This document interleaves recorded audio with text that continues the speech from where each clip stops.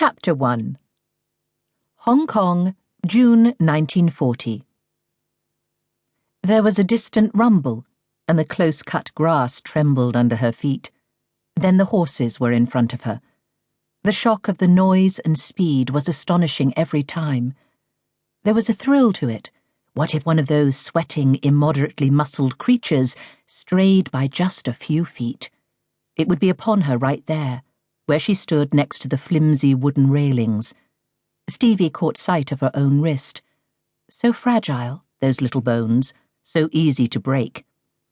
And then the last hooves threw up the final pieces of mud and were gone. A few blades of trampled grass fell through the air. She had lost, and she didn't like it. The ironically named Happy Valley Racetrack was a despicable place, really. There was no excuse. It wasn't as if she didn't have enough vices already, though on the scale of her current degeneracy, a spot of small-time gambling hardly counted. She ripped her ticket into pieces and threw it on the ground to join the other torn dreams, the confetti of disappointment. "I thought you were giving it up." Declan McKenna, the unruly Irish journalist, whom Stevie had first met at some cocktail thing at the Astor House Hotel in Shanghai, pushed through the crowd, smiling in delight at finding her.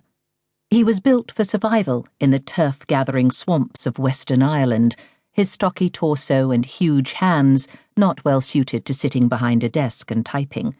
She hadn't known he was in Hong Kong, but Declan's travels never surprised her. "Oh, I have. I'm here for strictly professional reasons." "You're buying a horse?" "I'm fearlessly reporting back to my loyal readers at home from the most dangerous place in Hong Kong." He laughed, his generous mouth widening even further. The swagger of a slickly made-up Chinese girl caught his eye as she wove through the press of mostly Chinese men, and Stevie smiled to herself at the ease with which he had been distracted. She knew that as the only non-Oriental woman down here, away from the stands, she was conspicuous. Her short, dark hair did not particularly distinguish her, but the breeziness of her cotton dress and her lack of lipstick, gloves, and a hat did. The Europeans and Americans, as a rule, stuck to the safety of the stands, where their wallets were less vulnerable to the pickpockets, if not to the bookies. There was little love lost between the disparate communities, here on this strange anomaly of an island, but winning and losing was, as ever, a truly efficient leveller.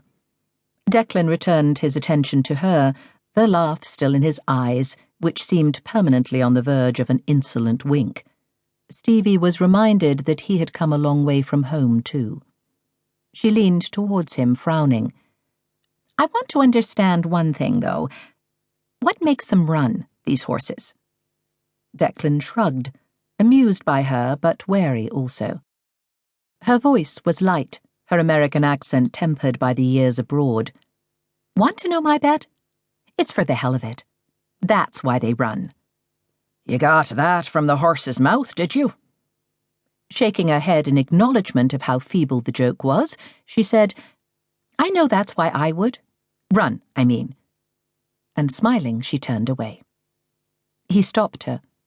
"Need a lift back into Central? I wangled a car on expenses." "No, I'm all right." "More than all right, I'd say." She accepted the compliment with no comment, but broadened her smile. Emboldened, he tried again. "Can't even tempt you to a whiskey soda at the Peninsula?" "No, sir, not tonight." "That boyfriend of yours keeping you in lockdown?" She laughed. He knows better than to try. There was a slight movement in the crush of people around them, and Declan caught sight of a slender, high-cheekboned Chinese man in a very fine linen suit heading towards them. He sighed and gestured in his direction. "Talk of the devil." Stevie turned, and to her great surprise, she saw Declan was right. Jishang never normally came to the racetrack. He hated the ubiquitous hawkers and the spitting, shouting, pungent